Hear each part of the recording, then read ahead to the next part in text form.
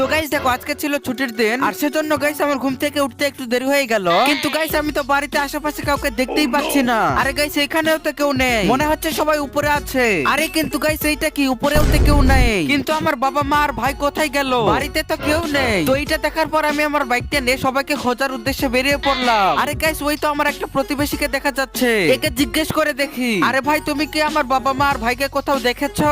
আরে না না ভাই, আমি তো দেখিনি। আরে ভাই তুমি কি কোথাও দেখেছো? আরে না ভাই, আমিও দেখিনি। আর গাইস এই কথাটা শোনার পরে তো আমি একেবারে পড়েই গেলাম। আর উঠে আমি আবারও বাইকটা নিয়ে সবাইকে খুঁজতে শুরু করে দিলাম। আর আমি আমার বাইকটা নিয়ে খুঁজতে খুঁজতে হঠাৎ একটা নদীর ধারে চলে আসি। আর আমি সেখানে স্লিপ খেয়ে গেলাম আর আমার বাইকটা নদীর ভেতরেই চলে গেল। এরপর আমি উঠার পর দেখলাম আমার সামনে হঠাৎ করে একটা জিন চলে এসেছে।